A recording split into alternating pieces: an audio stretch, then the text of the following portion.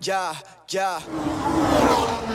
I'm in a race with time. I put my life on the record, always giving it effort at night. I'm always restless, this music's a life sentence. Perfecting my craft in seconds, the essences of the earth. Used to make the world turn, people earn was not deserved. While the weak get knocked down, got people losing their health. This evil's making me mad, I hope I make my father proud. Devote my life to writing raps, I hope I'm on the right path. Spending years of my life that I could never take back. So nod your head to the beat, if you ever had a dream. And everybody else around you just never seemed to believe. That sound exactly like me, I was right in your position. So listen close what I'm saying, don't ever give up your visions on the real. Never saw people doubted I would make it this far, but I'm proving them wrong.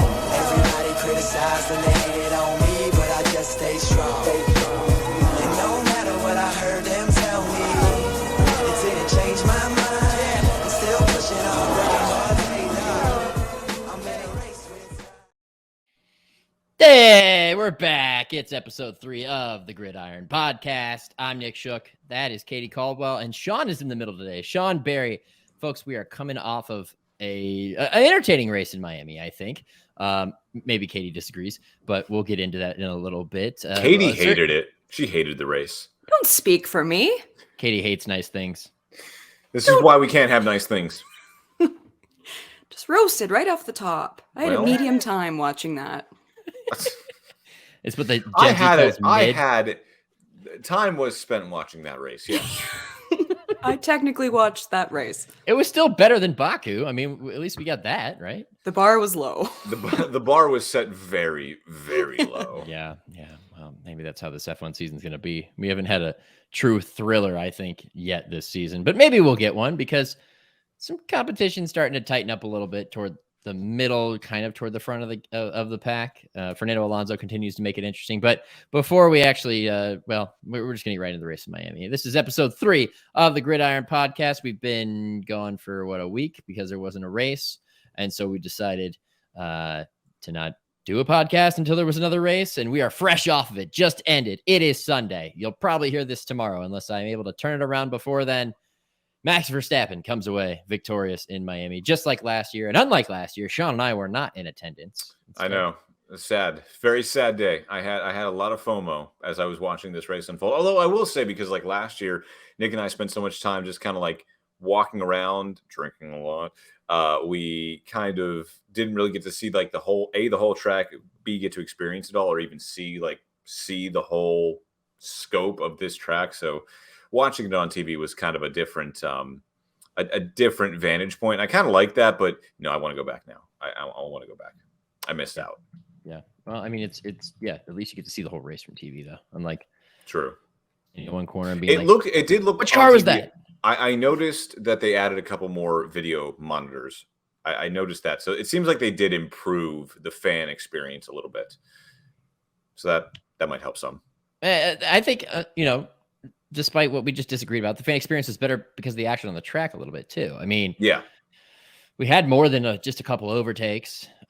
We surprisingly did not get any safety cars or red flags after what happened in practice and in quali. I thought we were going to get that, and we didn't. We had some interesting strategies. We learned that the hard tire was the best race tire of the day, and that Max Verstappen can extract every single ounce of speed out of it. He was flying through the pack, even as others were on mediums. What else did we learn from this race? Katie, go ahead. I think I had higher expectations of it because it was so chaotic in free practice and in quali. Really? So yeah, people were flying off the track, it feels like, at every turn. And they were talking about how it rained in Miami last night. So they were like, oh, it might be super insane because if you go even a centimeter, metric system, if you go even a centimeter off the racing line, you might spin out. And I just thought there'd be a lot more of that. So I think it was my expectations. That's why I was a bit disappointed with the race. I feel like in practice, though, and especially in qualifying, you're pushing more flat out. You're taking the car to its limits. That just doesn't happen on every lap of a race. And the margin of error in a race is just so much less because, your day could be done like that. And if your day is done in qualifying, I mean, it sucks, but you still have the race to fight back. Or free practice one, it sucks, but you still have qualifying and then the race. So I think it's just a different almost mindset of what you're looking at. But speaking as a Floridian, if you watch today's race, what I noticed was it was pretty overcast. Like the sun kind of broke through a little bit. When you think Miami, you think sun, you think palm trees. I mean, that's kind of hard for racing because that's going to make the engine overheat. That's going to make the tire deg a lot higher. That wasn't the case today. I feel like the track cooled down almost as the day went on because it got cloudier and cloudier. You only saw a couple of breaks in the clouds. That probably helped every single driver. And I feel like the strategy that Max was on to go from from hards to medium, that was the perfect strategy. I don't know if they didn't put Checo on hards to start just because he was on pole and they didn't know what the hards would do to start off. That's pretty bold if you're on pole and you're going to go hards. But the hard tire was the tire today. It had speed. It didn't, there was no tire deg over time. How long did Max go on his hards? 40? He took him into the 40s. Yeah, I think it was 45. Yeah, it was insane. So, I mean, he probably could have finished the entire race on those tires. Yeah, it was an interesting start because typically in these races, unless you're in the back of the pack, you see a lot of teams following similar strategies. We had all three compounds to start this race. McLaren, for whatever reason, thought the soft was the way to go and put both their cars on softs to start the race, and then realized after about 8 laps that was not the way to go. It added for some intrigue, but yeah, you're right. I mean, the hard was the tire. Imagine being a McLaren fan, man. That'd be so embarrassing. That'd be so embarrassing. Couldn't be me. Couldn't be me. For those audio listeners, Sean, why don't you tell us what shirt you're wearing right now?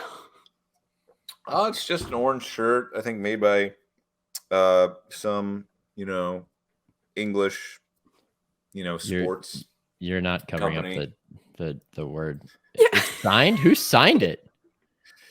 No, it's not signed. It's a Lando Norris shirt, and it has his signature on it, but it's not signed. That's what they do. I bought it last year's race. This is the shirt I bought at last year's race. So you're saying you've attached yourself to a sinking ship for multiple years? Yes, I have. Yes. Do you have an apology for Daniel Ricciardo yet? No. Why would I? He sucked. But apparently, both of your drivers currently are not doing very well either. So I feel like if Daniel Ricciardo was in this race, he would have finished in 21st out of 21 or 20 drivers. Like it's just behind. He was so far behind Lando in his performance over the last 2 years that it wasn't even worth it to bring him back. And you can't deny that Oscar Piastri hasn't even at least been a little bit better than Daniel, even as a rookie. Who is the more disappointing new arrival to F1? Is it Logan Sargent? Is it Nick DeVries? Or is it Oscar Piastri? It's Nick DeVries, without a question. I have a question for the group. Yeah. Okay. Is Nick DeVries the new Nicholas Latifi? Yeah. Worse. Well, he's not a paid driver. Oh, worse. Okay, easy. He is not. I mean, That's Latifi is going to be a legend in this sport forever because he delivered Max Verstappen his first title. At least Nick DeVries earned his spot here. No offense to Nicholas Latifi. With what? A Formula E World Championship. His race and last year for good Williams. F1 drive. Yeah, in a weird race. He was already Nick. If you remember, he was already being talked about. It's like, hey, this guy deserves to get looked at. And then he jumped into that Williams car on a day's notice when he was supposed to be driving for not Alfa Romeo, or it was Aston Martin, right? He was supposed to be doing a test for Aston Martin in free practice in Monza, and all of a sudden, Alexander Albon, what did he have? Like a stomach flu or something? It was COVID or something. No, it was appendicitis. Appendicitis. And then he had a bunch That's of what it was, complications afterwards. Jumps into that car, puts it in the top 10, and then scores points in a race. He deserved this drive. There was already buzz about him, and he deserved this drive. He has done nothing with it since. Logan Sargent, I feel like, he's a victim of his circumstances. I think he'll get better, but clearly Williams wanted Mick Schumacher. Negotiations then stalled. Then, of course, you want Daniel Ricciardo. Daniel Ricciardo does not want to be in a Williams, so they were never going to get him. And then the logical third choice is, well, we have this F2 driver who's doing pretty good, finished third, I think, in F2. The American market is exploding. Let's bring an American back in. So he probably was brought up ahead of when they wanted to, but at the same time, sink or swim. And he sunk today. He's sunk all year. Every single race. I heard the nickname this week of Nick Debris, and I nearly spit out my coffee. But at least he made I was saying Logan Sargent. Oh, I thought you were talking about Nick. No, Logan Sargent's had some decent races. Yeah. Hasn't gotten points yet. Today he sucked though. Today. When the whole weekend. Racing like 30 miles from where he was born. Yeah, he sucked. Yeah, he was bad. Oh, by the way, Sean, I have to issue a correction here. What's up? You referred to yourself as a Floridian when we all know that the proper term is Florida man. Thank you, Nick. It's been bothering me since the second he said it. I saw your little smirk there. No, this is not a proper place. I am Florida man. That's better. I'm much more comfortable. I'm going to clip that and just drop it in the future. I am Florida man. I am Florida man. Thank you for that, Sean. I appreciate it. In the words of Max Verstappen, I call that super fucking lovely. It was, it was a good race for Max. He flew through the field. Perez did a good job. Checo did a good job. Made it interesting for a second. I think that leads me to my next question because, again, a Red Bull 1-2, Alonso in third, kind of chalk at this point. But my next question is, and I think we got a taste of this today, if it continues to be fairly close, because it is pretty close right now, at what point does Red Bull allow those two to actually battle? Because like they kind of let them battle today, but instead of them battling, it was Max on the better tire at that point and the better speed taking over. And it got interesting for like 2 laps, right? What if they end up being even neck and neck to the point where they're close in the standings, which they're not very far away right now? Do they let them fight or do they still prefer Max? I feel like Red Bull in their strategy prefers Max. And I think that's how this is maybe not going to come to fruition. For there to be a proper fight, it's going to have to kind of be like in 2016 with Rosberg and Hamilton, where, there's a couple DNFs in there. So that lets Perez back in the door. That's going to have to happen. So far, I mean, this Red Bull car has proved really reliable. It's scary how good it is, but I'm sure they would let them fight. I just don't think that they're going to allow the circumstances for that fight to actually come to fruition, is my point. Yeah, I think it would take a DNF and a really big point swing, because I think it can keep going this way where Max 1, Checo 2, and they stay really close. But then they kind of do need that big swing in order for him to really go ahead, because Max just looks so dominant. Like they're in the same car, and when he overtook him, it was like we were all watching the race live together. I was like 10 seconds behind, which was annoying. It was. So I muted them when I knew the overtake was going to happen. Like, let me live for a second and pretend that this isn't about to go down. But yeah, like Max is just so dominant, and Checo is on his certain circuits. On a street circuit, he's a wild man, and I know this is technically a street circuit, but I just think it needs to come down to mechanical issues for it to happen. That's kind of a bummer, but that's also where we get a lot of the intrigue when you have a dominant team like this in F1. That's kind of what has produced some unlikely wins in the past. Hungary, was it Imola? Monza. It was Monza. Yeah. We need we're going to need a race like that, because Red Bull have gone 1-2 every single race so far. And it's looking like they're going to continue. There's 23 races this year. I mean, the likelihood of them going 1-2 in every single race is not high, just because this is a random sport where random things can happen. But I mean, if you have perfect conditions and the car doesn't blow up, yeah, you're looking at 23 straight Red Bull 1-2s. Yeah. Weird things have to happen for that not to happen. Like it needs to be either super rainy and red flags and which, yeah. I mean, wasn't always the case, because Checo was always, this is Checo's best year at Red Bull. This is his best year at Red Bull. He has command of that car enough to win races and even steal races from Max. The problem is, the last couple of years, he was always counted on, he finished 4th, 5th, sometimes on the podium, get the rare win a season. Now it's like, oh, okay, he's finishing in either 2nd or 1st. There is nothing else. He is not going to let anyone else besides Max beat him. It's funny because, he's had some quality issues. And even then, it's like, it's just a matter of time. Like, what was the race he ran last year where he started like 15th and ended up winning? He's just like cutting through the field. I can't remember. Was it Silverstone? Which one was it? Max. Yeah, where he was just cutting through the field. Lewis did that on occasion in the past as Yeah, well. no, that's happened before too. I don't remember the specific race though. And he did it in like 7 laps or something really annoying. I think it was you knew it was going to Silverstone. happen. You're right. I think it was Silverstone. Yeah, I mean that's kind of the fate that we face right now. But all right, let's get off of Red Bull. Let's go through the rest of the field here because we got to give a tip of the cap, I think, to Charles Leclerc because he was having a rough go at one point. He was in like 13th. He ends up finishing, a nice little P7. Not bad. I think he fought his way up to 6th at one Golf point. clap for Charles. It could be worse. He's had a lot of issues, but I think a little bit of determination and perseverance, helped him out there. That's nice. I mean, and then you still have the Astons. You have Fernando Alonso, the other Aston being Lance Stroll way down in P12. Other than that, he gained 6 places. I thought Lance had a pretty good race. Yeah, it's just that when you start that far behind, you're fighting an uphill battle for sure. But I mean, overall, you look at the rest of this field, and it's kind of what you expected. George Russell in 4th, Sainz in 5th, which is nice for him to get ahead of Charles, and then Lewis in 6th, which he was struggling a lot. So he struggled in qualifying, didn't even make it to Q3 yesterday. So, some intrigue, I guess. It was an interesting race. It was an entertaining race in the battles that there were, but I think when it all shook out at the end, the standings and everything, not too much surprise. It's still better than last year's race at this point, though. Yeah, last year's race was really boring. Hardly any overtaking. We did have one safety car, but it really didn't even provide that much intrigue. I think it was Max and 2 Ferraris on the podium last year.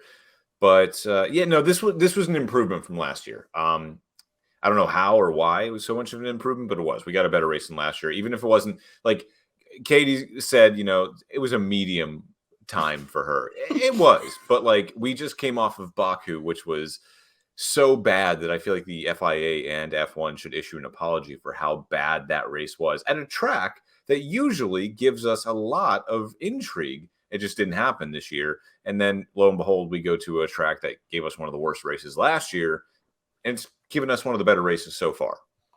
Baku, though, feels like it's a track that really, really depends on chaos happening.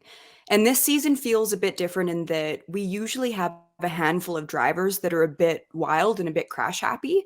Like last year, we had my Canadian king, Latifi.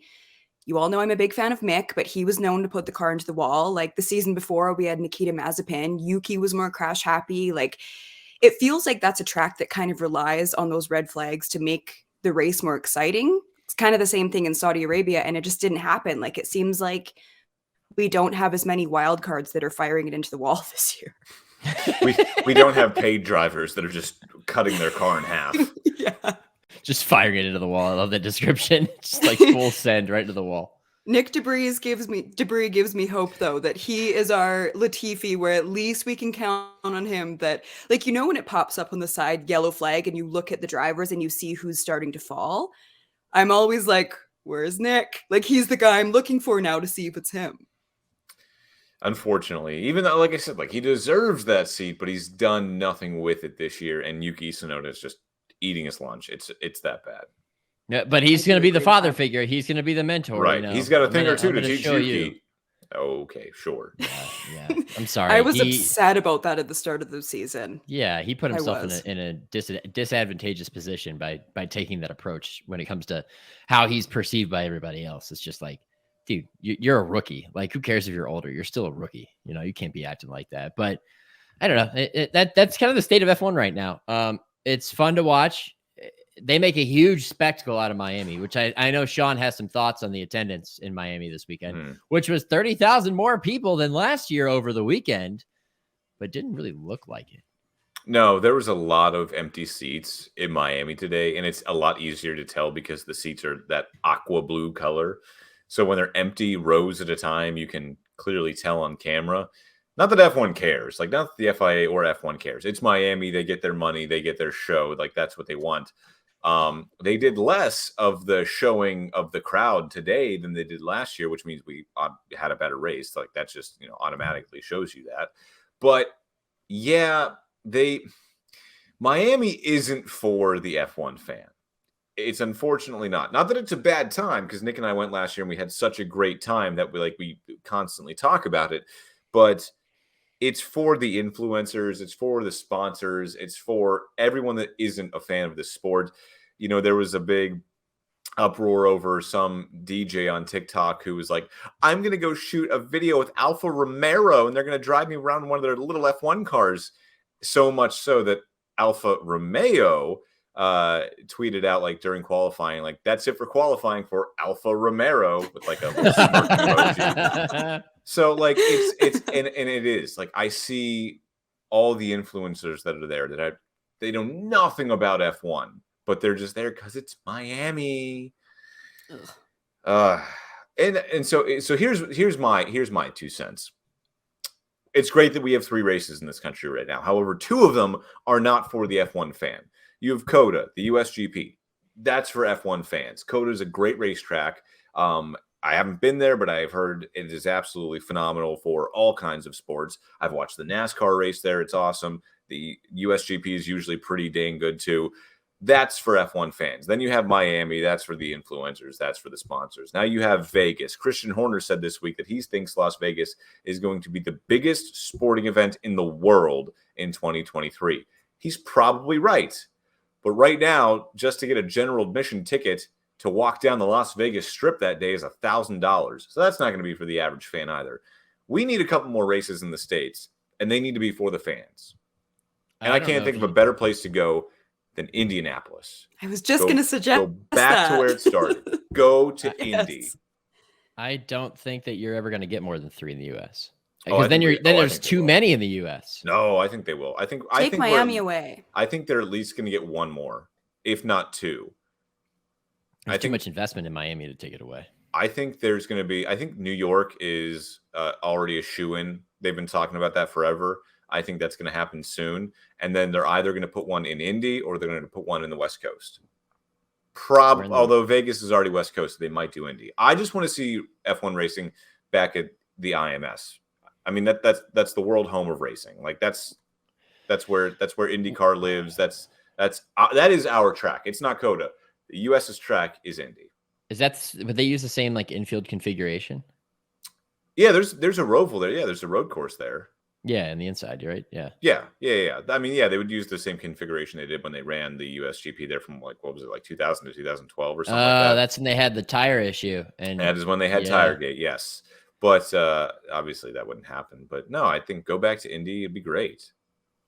No. Hey, it can always get better. I'll say this. The popularity of F1 in the U.S., which has skyrocketed in the last few years, there's no better example of that than the spectacle that is the Miami race, because it is where the stars show up. It's for, like you said, the influencers, and they do it big. They put it on ABC in the States. I mean, that's primed at the same time an NBA playoff game is going on. The F1 race takes precedent on ABC. So that tells you everything you need to know. They understand that the value is there and the promotional, gains can be had. It's just that the race never ends up being that good because it's just not the best circuit. And I don't know how you make it better. You're dealing with a certain footprint there. They do a good enough job. It's fun to go to, like we experienced, but I think unfortunately this is about as good as that race can be with that current configuration of the track. Unfortunately. Yeah. Maybe there's changes in the future, but it's still all right. And it's good to see another race in the US. Do they play up the cliches a lot? Yes, but they also give us great content like F1 drivers going through football combine workouts and displaying how bad they are at throwing a football. And if I could play video of that right now, I would, because it's laughable how bad it is, but it's still good content. It's very and how small they are compared to NFL linemen. Oh, they're tiny. They're so tiny. Daniel Ricciardo looks tall. He's short. They're all very short. They are all short kings, except for George Russell and Alex Albon. And yes, Ocon, I think he's tall too. Wait, yeah, average height kings. Russell height. Well, they're 6'2", 6'3". That's not. He's 6'1". Oh. Height. They're both Yuki, 6'1", I think, is like 5'3". Yuki Tsunoda height 5'3". 5'3". Who is the other? Lance Stroll 6 feet. Ocon 6'1". Sergio Perez 5'8". And Max Verstappen is. I'm gonna guess 5'8". 5'11". Okay, so they're not as short as you thought. It's just Fernando's pretty short, I think. Fernando is short. Taylor definitely towers over him. We are the Gridiron Podcast, and we love Taynando. Yes, we do. Comment here from Big B, who's tuning in via Twitch. You can always watch us live on Twitch. Kentucky Derby riders and F1 drivers need to fight. Huh. It's timely. Yeah. It is timely. It is timely. I do have a confession. I don't like or even get the Kentucky Derby. And I worked for an NBC affiliate for like 8 years. I don't understand. Like, it's not my thing. I would go to it. I would dress up in the seersucker suits. I would drink the mint juleps. I'd go there. I'd place a bet. But like, I don't get why for one weekend out of the year, this entire country pretends we care about horse racing. I don't love how many horses die, so I'm not a big Kentucky Derby. I think it's fewer than Kenturby Ducky. Kentucky Ducky. I think it's fewer than used to be, Katie. But yeah. There were 7 this year that died. Yes. What? How did they die? We don't need to get into that. Why'd they die? You can Google that after, Sean. I'm Googling it right now. It's really sad, and I'm a person that horse loves racing animals in general. Yeah, it's kind of an abusive sport. Yes, like it's not good for them. Like, okay, Mr. NFL. Those are humans. They know what they're signing up for. Horses don't know what they're signing up for. They're just forced into this. Of course they don't. They don't have posable thumbs, bloodlines. Nick. They can't sign for anything. You hold a pen with your hooves. I'm gonna let that one go. Kenturby Ducky. Kenturby Ducky. It's been a long day, okay? It has been a long day. It's a Sunday, but it's been a long day. All right. It's time to transition from F1 to football. But before we do that, it's time for another round of our new segment. Do you even know? No. Today's contestant hails from Kimberley, somewhere in Canada, because I still don't understand Canadian geography. I know British Columbia. That's the province, BC, Nick. Dude. British Columbia. BC. We've gone over this like 45 somewhere times. In Canada, A place, and I'm somewhere in the United States. A place that I recently learned today doesn't have any chain restaurants except for, what was it, Subway and a Papa John's? And A&W. A&W. Oh, yeah. I love the two most American, like a sub sandwich and root beer. Those aren't just American; they're North American. Do you guys have the drive-ins? Do you have the drive-in A&Ws? No, we just have a drive-through A&W. Nah. But yeah, our town has a really cool bylaw where we don't allow chains, which I think is really great. So there's just a bunch of entrepreneurs thriving with amazing restaurants. There is a town next to Cleveland that is like that, known as Lakewood. It's not that they don't allow chains necessarily, but they reject chains. Love that. The only one I know of that exists and has any strength is Starbucks and a Raising Cane's, but it's right on the edge. Yeah, Melt's there. Yeah, that's kind of a small chain though. Yeah. Okay. Semantics. Anyways, do you even know? Sean, our contestant today is Katie Caldwell. She has no idea what we are going to ask her. Those are the rules of the game, Nick. The contestant has no idea what the topic is or what we're going to ask her, but she has to answer 3 questions all the same and give the old college try. Today, the points don't matter. I mean, they kind of matter. We're gonna we'll judge you for it, yeah. But Nick, what is the theme today? What is today's topic? Theme? Because I spent the week moving from one residence to another. Today's theme is, do you even know? Moving edition, where we ask Katie sports-related questions about packing up and moving. One of the famous teams that packed up and moved in the middle of the night was the Indianapolis Colts, moving from Baltimore to Indianapolis and forever scarring Baltimore so much that they went and poached the Browns from Cleveland. That team is not a topic, though. We have 3 questions for you. Gave her all the answers. Yes, that is an example. That one I could have answered the whole time. Like, no, stop giving it away. Please be the question. I will kick this off, Katie, by asking you, do you even know, moving edition, the Cardinals, the football Cardinals, have played football in multiple cities over their existence. They now call the Phoenix area their home, specifically Glendale. Before they moved to Arizona, where were the 2 cities in which the Cardinals played football? 30 seconds on the clock. Go. I wanted to say St. Louis, but I know that's definitely not like St. Louis Cards. The Cardinals. See, football is embarrassing because I should know this, and I just don't. That's why. Do you even know? Do you even know? Katie, do you even know? Setting me up for failure with this one. You want to give it the old college try? Just shout out 2 cities? Sure. Sacramento and Whoa. Salt Lake City. All right, you are wrong. We're all insert the buzzer sound. On both accounts, although I think we should give her a half a point, Nick. She does get a half a point because despite the doubt in herself, they did play football in St. Louis.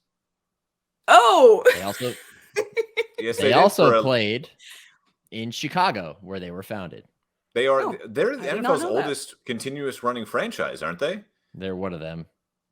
I don't know Yeah. when they were founded. I think The they're more you the know. oldest. Yeah. Let's find out. We'll Google this real quick. So that is the first question of Do you even know? Sean, question number 2. Katie, the Oakland Athletics are getting set to move from Oakland to Las Vegas, Nevada. Maybe. Las Vegas says, hey, we really haven't heard from them in a while, so honestly, we don't even know what's happening anymore. Are you sure you're still moving?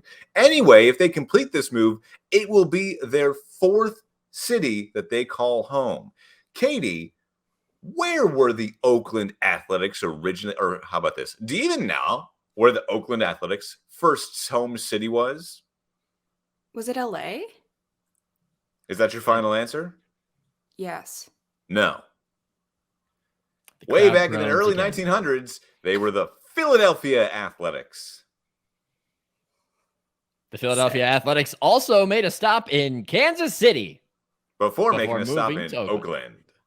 A long stop in Oakland. Katie Caldwell, We're crushing it, guys. We're crushing All right, so she's 0 for 2. Can she get the 3rd one, Nick? With a possible 4 points on the board, Katie has 0.5. One half. We gave her a half a of point. For doubting her correct answer. The final question is, Katie, the Detroit Lions are among the NFL's oldest franchises, but they did not begin in Detroit. What city in Ohio did they start in? Cleveland? There's no chance you get this. I think this is a hard Akron? one. Is that?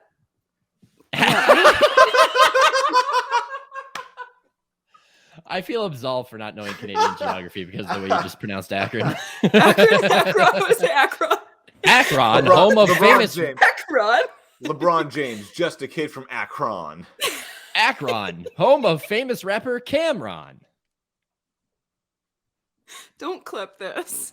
I'm so clipping this.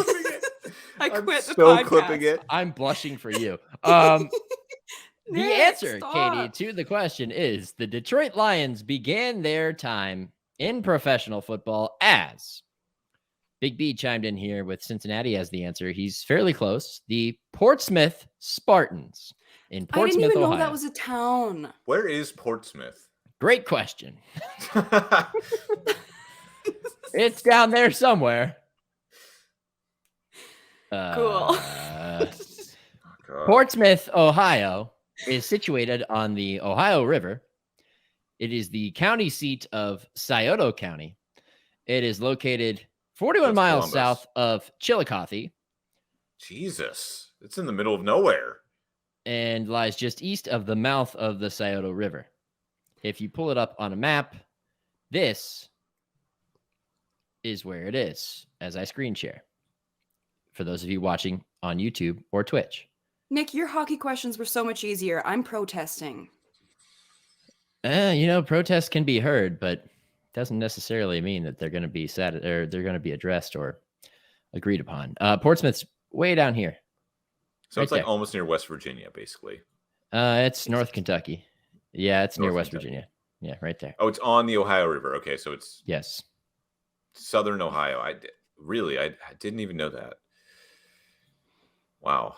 That wraps it up for this Wow. week's edition Great of segment. Da da da da. Do you Do You even Even know? Know? I feel like the first two were not Yes, easy, but like they they were were medium. fine. But that last one was hard. Yeah, that Big last B one was just hard. Big B just made a new command for my Twitch channel for Kenturby Ducky. I can't wait till next week when I'm tested on my knowledge. This is gonna be so bad. Well, now I'm gonna make them the most difficult ever. Come on. The Athletics are well known to start in Philadelphia. That's not my fault. Yeah, I knew that you weren't gonna get that third one, but I just wanted to dig deep there. I didn't want to do like where the Browns move to, something like that. Or the Rams. If I had said where were the Flames originally from? Atlanta. Yeah. Hey! Woo! Bonus How do you add it to my tally. I can't believe you got that. Okay, yeah. Atlanta. Nailed it. Big hockey guy. Big hockey guy. Oh, Hartford Nick has Whalers. been lighting up the group chat with hockey facts, and I just love like the other night when he's like, I got home just in time for the third period. Sean and I were like, oh, yes. One that of was us. A fire game. Draisaitl had like 4 goals. I was like, this I love that you say his name right too. Yeah. Big hockey guy. We love to see Oilers, Golden Knights. Oh, real quick before we transition, since we're on this topic, what's your opinion of the Golden Knights' golden uniforms? Hate them. They had so much potential and they should have been so much better. They look like a black jersey was sun faded. They should have been black and gold. No. He's talking about the gold jerseys. Oh. The one they're wearing at all home playoff games. The ones that actually glitter gold. Oh, I like that. Yeah. I'm on board with that too. I can just tell that they are itchy. I can just tell by looking at the fabric they're itchy. Yeah. They do. What about chrome helmets? Like their chrome gold or the King's chrome love silver? Those. I'm fine with that. That's cool. Thank That's you. fine. Okay. I'm fine with all right. chrome. Yeah. See, this is why we get along. We all agree on uniforms for the that. most part, even though the Mariners uniform, City Connect uniforms suck. But anyways. They're very NFL color rush-esque, which I like. Really bright and really chaotic. Yeah. Yes, exactly. I totally agree. Speaking of the NFL draft is in the books, mercifully. And it was done, it was completed over a week ago now, but that's just kind of how it fell with our recording schedule. I just watched 2 black and white cats run by and I thought they were skunks. Sometimes you just got to describe your living in the suburbs, Nick. That's how it goes. It's not a suburb. It's a neighborhood. Anyway, it's urban living. Urban living. Join us here. The NFL draft in the books. We have our biggest winners and losers. We're not going to take forever on this because it was over a week ago, but there are some competing opinions on certain teams, and we are going to dive into that. So let's start off right now with your first winners and losers. Folks, you can decide between you who goes first. Go for it, Sean. Oh, take it away. Let's go first. Fine, but you're going to call me a homer for it because the biggest winner at the draft was clearly the Pittsburgh Steelers. And why? I thought I was going to get a reaction from that. Boos, jeers, anything. No, they were definitely one of the best. They added at least 4 starters, I think. Throughout the draft, I think they added 4 starters. They knew their needs. They went up and got their needs, and they even got Joey Porter Jr. in the second round. Really, the end of the first round because they had the 32nd overall pick with that trade from the Bears. They go up and they get an offensive lineman, one of the better ones in the draft, in Broderick Jones. They're building the so-called picket fence. Kenny Pickett's yeah, I know. I'm not a fan of it either. I'm not a fan of it either because you know what the picket fence? You know what a picket fence has in it? Holes. Like, does anyone not realize that when you put up a picket fence, there are holes in the fence? It's the worst kind of fence. It is the worst kind of fence for home defense. But regardless, that's what they're trying to build. They go up and they get Broderick Jones. They trade up for it, which I thought was a ballsy move. Omar Khan was clearly in control of this draft, his first draft as Steelers GM, and I think he knocked it out of the park. He got guys that will play on this team next year, whether in a starting role or not. Last year, that wasn't the case. I think our 6th and 7th round draft picks didn't even make the team. They were traded off or just released before the season started. That's not the case this year with Omar Khan. Broderick Jones in the first round. Everyone thought the Steelers might take Joey Porter Jr., a cornerback there at 17. They didn't need to. He fell to them at 32, and you keep the family ties alive. That was great. Nick, you're in love with the tight end they selected in the 4th round. Fourth round, yeah. 93 overall. Yeah, Darnell Washington from Georgia. Yeah. He's huge. He's like 6'7", 260, almost 270, and he runs like an athlete, and he has incredible body control, and he also is a mauler of a blocker. And if they're going to really help Najee Harris actually get going and not have to run into a wall of defensive linemen every play like he has for the last 2 years, then you need somebody on the edge that's going to be able to double team on a Myles Garrett, and block with force and intention and purpose and menace. And that's this guy. Oh, and by the way, in the red zone, you can throw it up to him. He's probably going to win a jump ball because he's freaking huge. I didn't understand the pick, though, because when I saw a tight end come across the screen, I thought, okay, well, there's already Pat Freiermuth. They re-signed Zach Gentry. There's also, who Nick loves, Connor Hayward. And now we're getting a fourth tight end in this room. That's a little bit weird, but Nick was very quick to text the group that, oh my God, you just got a steal. And I think in Nick's words, he said the Steelers are already back or something like that. You said that. They addressed interior defensive line, which was a big hole last year because run defense was abysmal for the Steelers last year. They addressed all of their needs: offensive line, secondary, run blocking, and run defending. So all the needs the Steelers had, they went out and got it. They added another inside linebacker from Wisconsin. Go figure. So I love the Steelers draft. I think they knocked it out of the park. A+. The thing with Hayward, Connor Hayward, is he's kind of small. He is. He can play. He's just vertically challenged, and I think at that position it's going to be tough. You also don't have Derek Watt on the team anymore, which opens a hole for Connor can play fullback, special teams and fullback. He should be an H-back. He could be the Kyle Juszczyk of the Steelers if they ever wanted to go down that road. He's got those skills. When I watched him at the combine, I was like, that dude's going to be great in like a Shanahan offense that utilizes the fullback because he's built for it. It's just I don't know if they're going to use him that way. I don't know what Connor Hayward is, except for he is a football player and he can play at this level. That's all I can say about him. All right, Katie, who's your winner? Winners, I was deciding between a few. I love the Eagles. Howie Roseman is just incredible. The Colts were up there. The Steelers were a big one for me, but I'm going to represent the Pacific Northwest and go with the Seahawks. I loved their draft. We have two homer picks right off the bat. Oh, totally. But they found starters, they found depth, and I thought they found value. And I'm really happy that a quarterback didn't fall to them. I don't know if this would have looked the same had one did, but I loved the Witherspoon pick. Will Levis was right there. I mean, they could have. But we saw him fall all the way to the second round that I think in mock drafts, he was maybe a bit overvalued because we saw how many teams, again, getting passed on him. But yeah, I love the Witherspoon pick. The combination of him and Tariq Woolen is super exciting. But they finally have depth at running back now with Zach Charbonnet. We all know how many injuries they've had with that. Yeah. Their entire defense looks dynamic. And we talked about this before the draft, that was a really big need of theirs because they really let them down last season. But what I'm most excited about, DK Metcalf, Tyler Lockett, and Jackson Smith and Jigba. That's all you need to say. I love this for my guy, Geno Smith. And the NFC is so wide open that I love all the moves they made. I left feeling really, really hopeful for the Seahawks. I think you look at that division too, and it is winnable because when is Trey Lance going to be healthy? When is Brock Purdy going to be healthy? Who leads the 49ers of those two? And you're looking at starting the season with Sam Darnold. This gives the Seahawks a chance to at least build a lead that they can, hold on to for the rest of the year. I think I didn't see any video of their war room, but they had to be jumping up and down when they realized that Jackson Smith and Jigba was still waiting there for them. Absolutely. Packers didn't take him, and then that started a run of wide receiver. Well, they got the best one. So yeah, no, you're right. The Seahawks had a great draft. I didn't think he was going past the Lions at 18. No. I thought no question they'd be taking him.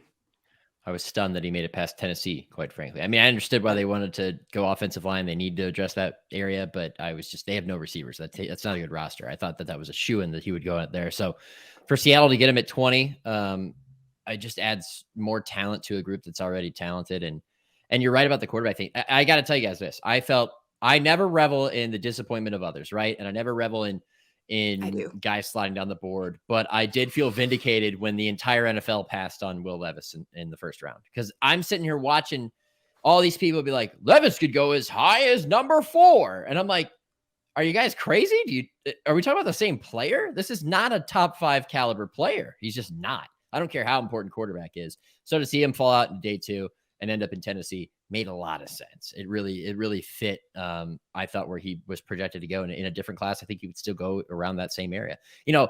Going into this draft, I was like, man, that is Christian Ponder. That is Blaine Gabbert. That is that type of quarterback who's going to get overdrafted based on these mocks. I was happy to see the NFL wise up and not overdraft him. And he's still in a pretty decent position where he could step into a starting job as soon as like 2024, maybe this year, if Tannehill gets hurt and he steps in there.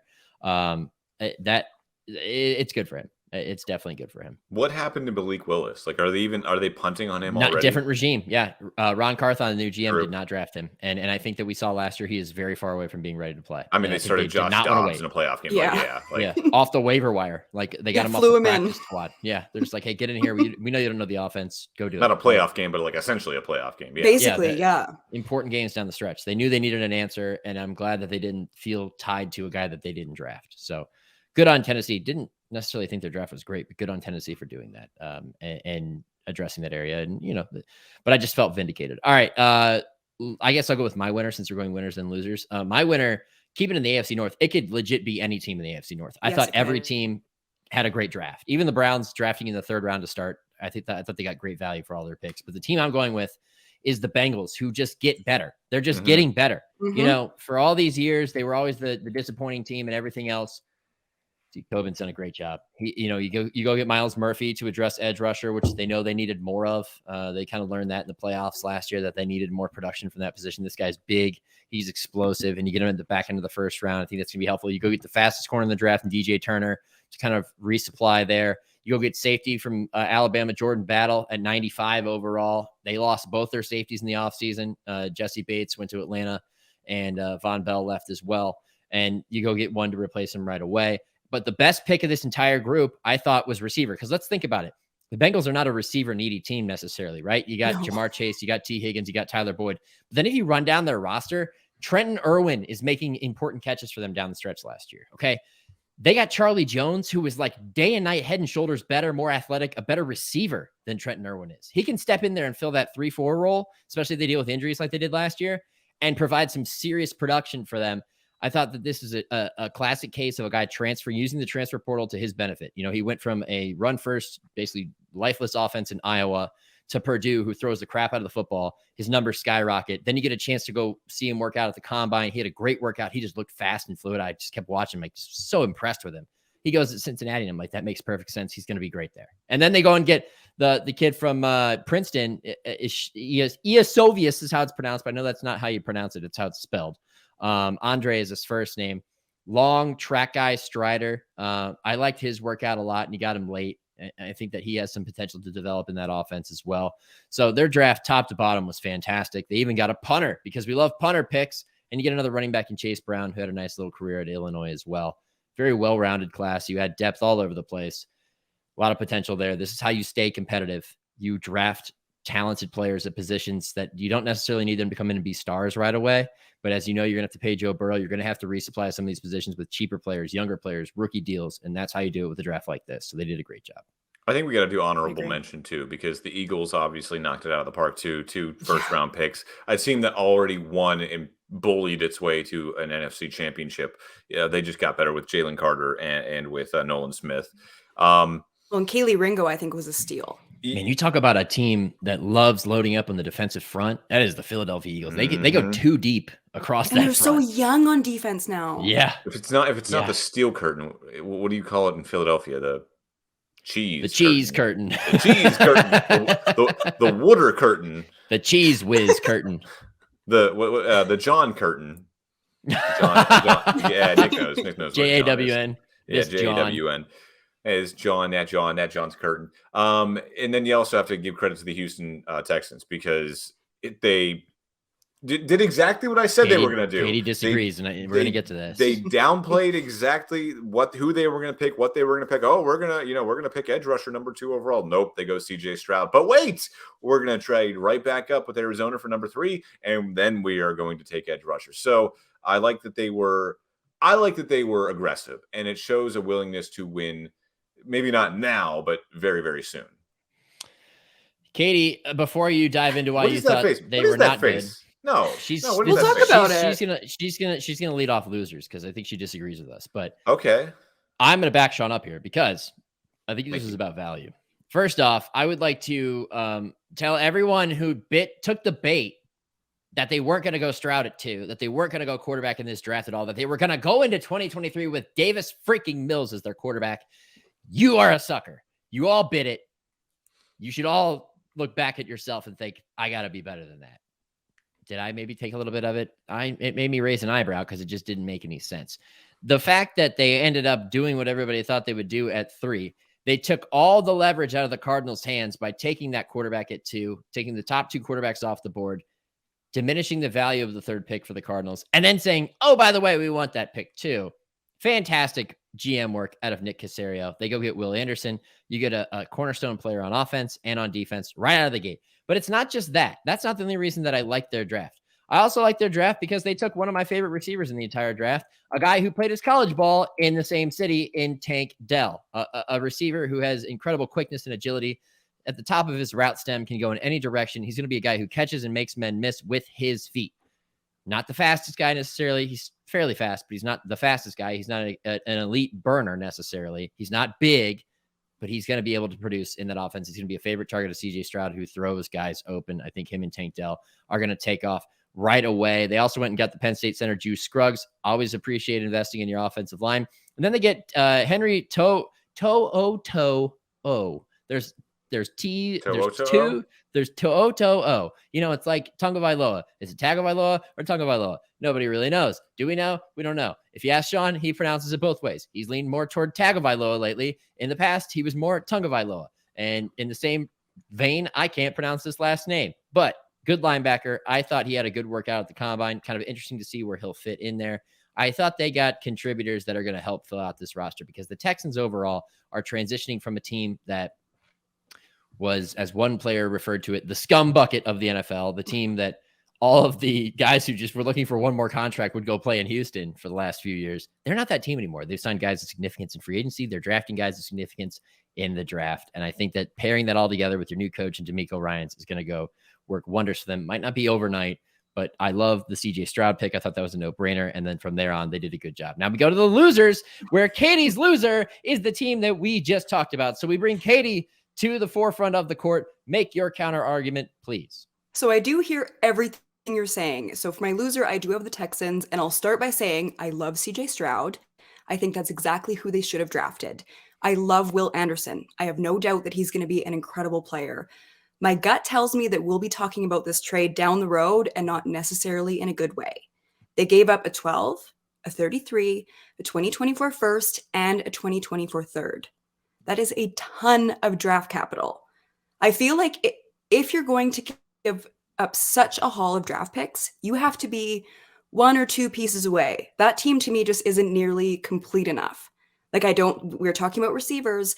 I don't really love the wide receiver room as a whole that CJ Stroud has to throw to. Like, we're talking Nico Collins, Robert Woods, John Mechie. I just don't know if CJ Stroud has been set up necessarily both this season and next season. I think they got 2 of the best players in the draft. I just think they have so many needs that was a lot of draft capital that I wouldn't be comfortable with as a Texans fan. Let's think about that receiver room real quick, though, because the guys you just listed might not have the biggest brand name power, right? John Mechie didn't play last year because of his cancer fight. He'll be back this year. Robert Woods has been a proven veteran who can get you 1,000 yards if you throw him the ball enough. His time in Tennessee didn't go very well, but that offense was not good. Noah Brown also on this list, who proved to be a nice little secondary option in Dallas before he moved over to Houston. And Dell, again, I think could step in. But let's not also overlook the presence of former second-round pick Amari Rodgers, who could never get on track in Green Bay and got on track fairly quickly in Houston. Maybe it's a fit thing. Maybe it's a change of scenery thing. I don't think they're as thin as you think they are, but I do understand your argument, especially with the draft capital thing, because on paper, this is not a Super Bowl winner. But they have to take those first few steps after. And I think they started to do that now. Sean, would you like to? I see both of your sides. I do. I really do. I like this. But I love the aggressiveness of Houston. So in my eyes, Houston is not the biggest loser because they had a plan and they implemented that plan. And like Nick said, the way they were able to go about doing it, I don't think that they feel that they're overpaying for what they got. So I like it. Okay. That's fair. Like, it's funny because we can do these exercises, and I wish that we would do them like 3 years retrospect. Because obviously none of us can pick any winners and losers, maybe except the Eagles, because they are just such a clear winner. But like, we really don't know how any of these teams are going to work out. Like, you look at, didn't the Commanders give a bunch away to get Chase Young? And then he just wasn't like, what if there's a world, I don't think Will Anderson is going to happen like this, but what if there's a world where they give away all these picks and he just isn't what he is, or God forbid an injury happens? Like, if you're giving that much draft capital away, usually it's for a quarterback. I just found it really strange that it was for a defensive player, albeit I think he was one of the best players in the draft. It was the draft capital I just wasn't comfortable with. Yeah, I think though, you know, no risk it, no biscuit, right? You got to put your, you know, cards on the table eventually. Chips the center of it, you know, whatever poker analogy you want to do. I understand what you're saying though. Let's go to your loser, Sean. This was low-hanging fruit because no one's mentioned it, but how about the Portsmouth Lions? What were they? What Spartans. What was the Spartans. city? Spartans. Was the city right though? Yeah. Portsmouth. The Portsmouth Spartans, aka the Detroit Lions, going up to get Jahmyr Gibbs at 12. Bit of a reach. To me, that almost seemed like a panic move. Like, did they think there was going to be a run on running backs there soon? Because Bijan Robinson was taken at 9 or 7, something like that, and the top 10. Okay, so I split the difference there. But did they think like something was going to happen there? That was an overreach. Then they go take Jack Campbell at 18. I feel like both of those guys would have been available later on, possibly. They take the second tight end off the board in Sam Laporta. All three of their picks. Now, again, I don't like knocking teams right after the draft, because if that guy is your guy and you value him highly and you think that he is going to help your team win, by all means, go draft that guy. Because like you said, Katie, we don't know what's going to happen over the next 3 years. These could all be Hall of Famers. We don't know yet. This draft could be the best ever, but we don't know. But just looking at it on paper, it seems like they were reaching for their top 3 picks. And it's just, of course, they drafted Jahmyr Gibbs, and I'm thinking, what? And then they go ahead and trade DeAndre Swift away. Well, for that pick to work, Jahmyr Gibbs better be good right out the gate. Otherwise, why'd you do that? You had a capable offense last year. You really need help on defense. And you just traded away a really good running back for a rookie. Not trade away for, but replacing a really good running back for a rookie. There's a theory. I just think there's, again, a lot of reaching for the Lions, and it seemed like some panic moves. There's a theory, and the theory is that most offenses are not bell cow backfields anymore, right? They went and got David Montgomery in the offseason in free agency. They waved goodbye to Jamal Williams. They promptly traded DeAndre Swift after drafting Jahmyr Gibbs. They have rebuilt their backfield with 2 guys that they could see as upgrades over both. Now, the comparison, which Big B chimed in with here, and this is very common, Jahmyr Gibbs has been compared to Alvin Kamara, okay? A lot. I see why. I think that if you get that type of backfield with Montgomery and Gibbs, and you can get that type of production, then it's worth it. 12 is high. I think you were right about the being scared by the Bijan selection in 8, which is also high, which landed near my prediction, or not prediction, but kind of my comp for the last time my running back was drafted super high, which is Ezekiel Elliott. Only 4 picks later than he was drafted. It made a lot of sense. So maybe it was a bit out of fear, or maybe you were just so set on this guy that he was near the top of your board. And that speaks to what you just said, which is if you go best player available and he's your guy, you go get your guy and you don't worry about what people say. I feel the same way about Jack Campbell. This is a team that needed a presence in its linebacking core in the middle, off the ball, somebody that they're going to be able to rely on for years. They swung and missed on Jared Davis. They have Alex Anzalone there, and then they've got the former undrafted guy in Malcolm Rodriguez. You put Campbell in there, and suddenly you have a group that is maybe strong. And I like Campbell. I think he was the best linebacker in the draft. And again, if he's your guy, then you go get him. And you listen to the critics, but this is why draft grades are dumb, because nobody knows. Nobody freaking knows. Nobody knew that Shaq, formerly known as Darius Leonard, was going to be an all-pro player right out of the box, because they didn't watch him play in college. It's up to these scouts and everything to identify their guys and go make their picks with confidence. and ignore the criticism. But to ding them that much for it because you thought that you could get them later, we could redraft for years and change the value of so many of these guys. Barkevius Mingo was a top 10 pick for the Browns in one of the worst drafts in recent history, 2013, and he was terrible. Okay, and everybody at the time was like, good pick. Nobody knows. Nobody really knows. So I understand it. That's kind of my case for the Lions in a nutshell right there to defend them. So I just kind of struggle with looking who else was available when they made these picks. Like Christian Gonzalez was available at 12 and they went with Jahmyr Gibbs. And then, Jack Campbell, like we talked about, I brought it up earlier. I think like Jackson Smith and Jigba was better value there at 18. Obviously, we don't know yet. But what are two position groups that you can typically find really good value in the later rounds? Running backs and off-ball linebackers. What I would also say is to add to my loser, if I could also add a fellow NFC North team, the Packers. You get rid of Aaron Rodgers, and that's fine and good, whatever. You name Jordan Love. It's going to irritate Big B a lot. He's your starter. Big B, didn't you want a receiver? You're Alan Lazard is gone. Cobb's gone. You're going to rely on Jordan Love throwing to just Christian Watson? No, they got Romeo Doubs. They spent picks on him last year. They got 3 pass catchers for him in the second and third round. And you're saying Jackson Smith and Jigba wouldn't have looked good in green and gold? You have a solid, very, very solid 1-2 right there with Smith and Jigba and Watson. This wasn't a good receiver draft, though. So if you're going on, no, you're right. No, it wasn't a good receiver draft, but you had 4 very good receivers that went 1, 2, 3, 4 there in the 20s. Yeah. You take one of them, then it's a good receiver draft. It's not a good receiver draft if you're drafting out of the first round. What are you talking about? At least they drafted pass catchers. I was a little shocked by that. They did. They drafted 2 tight ends. They just waited. 2 receivers really and a tight end. Yeah. At least they had 2 tight ends, 2 receivers, all before pick 160. Are they names that we might not know? Sure. Did anybody know Robert Tonyan before he showed up? No, not really. That's how it goes sometimes. I defend them. Okay. Even though Big B says, Sean, suck a Kenturby Ducky. Should name this episode the Kenturby Ducky, and it has nothing to do with horse racing. Ducky. F1 heads to the Kenturby Ducky. All right, I'm gonna go to my loser so we can move on and wrap this thing up. My loser is the Jets. I had a tough time deciding here, but they crushed the draft last year. Maybe it's unfair to compare their draft last year to this year, but it just felt, I don't know, man. It just felt strange. Like Will McDonald, the 4th edge rusher from Iowa State at 15.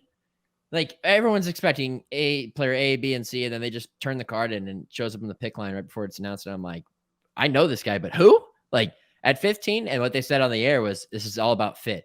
You already spent a first-round pick on Jermaine Johnson last year. You've got a really good defensive front already. Maybe you don't think Carl Lawson's ever going to produce for you like you envisioned he would. It just was strange because you want to talk about somebody you could probably get later. I felt like he was one of those guys you could probably get later, and they spent it at 15.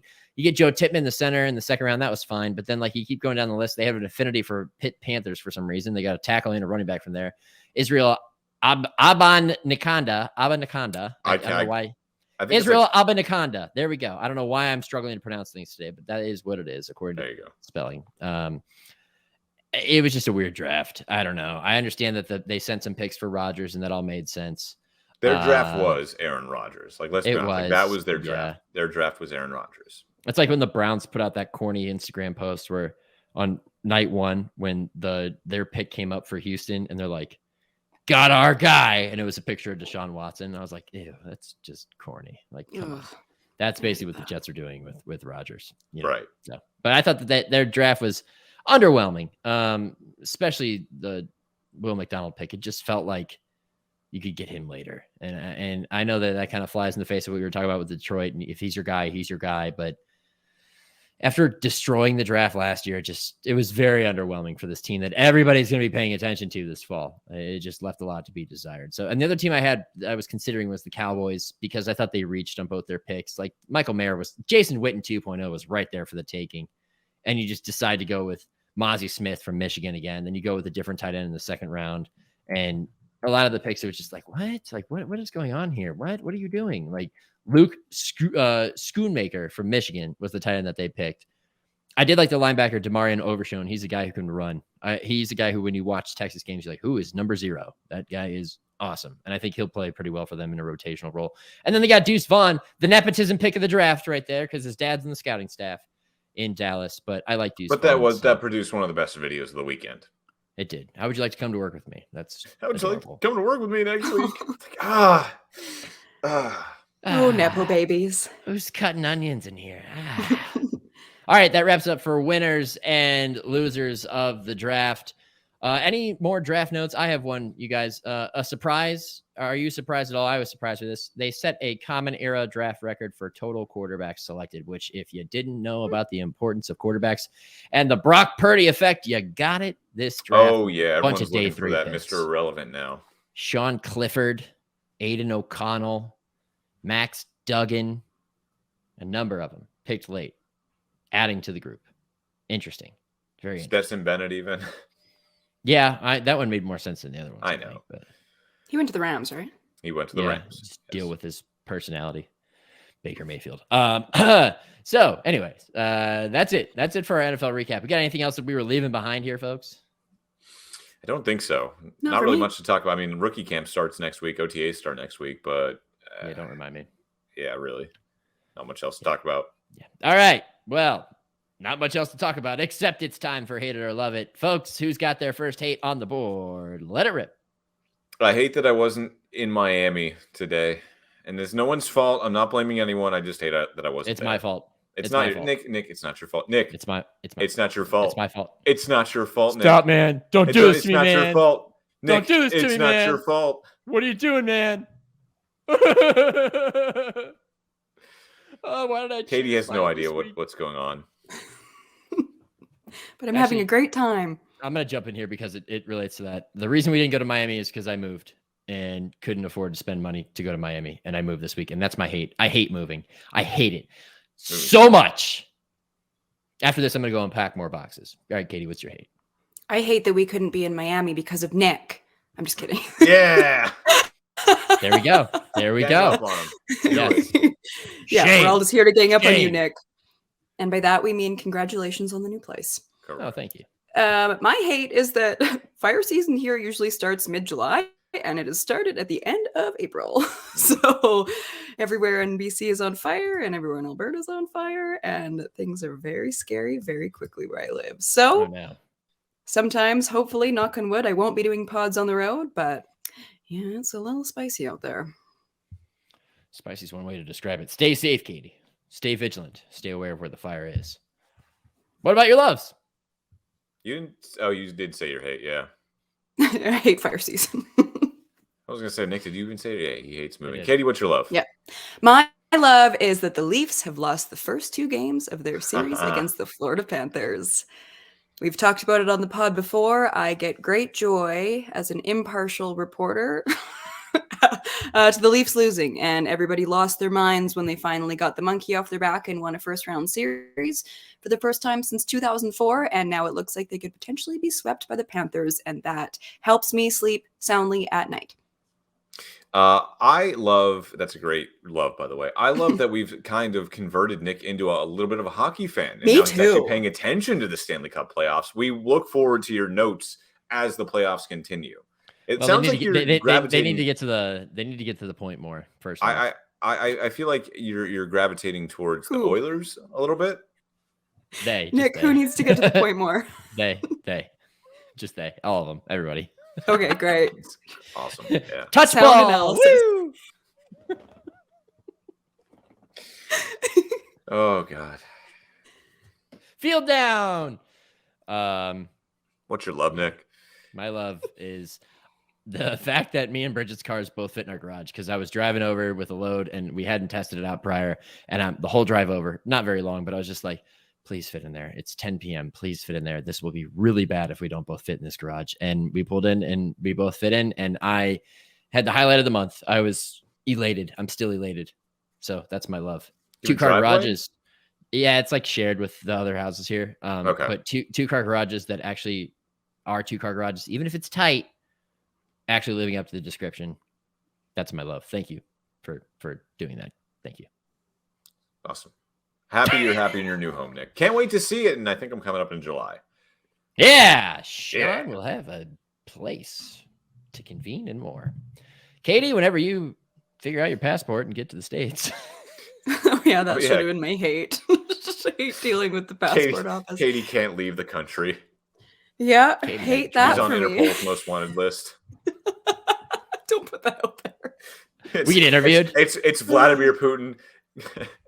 Do you know where Katie You Caldwell stop right there. Do you know where Kate? Excuse me, sir. Have you spoken with a Miss Katie Caldwell in the last 72 hours? Why, yes, I have. Do you know where she is? Kimberly, Canada. Thank you. Click. Yeah, you guys are aiding and abetting me right now. Except they would be like, which province? And Nick would be like, I don't know. It's Canada. It's not that big of a country, right? You're right. Which province is that? I did not pass that part of class. Hey, Sean, do we figure out how we end this thing? No. Okay. No well, idea.